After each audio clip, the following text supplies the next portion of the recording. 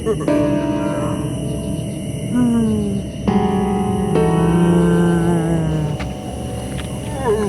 plaît, arrêtez.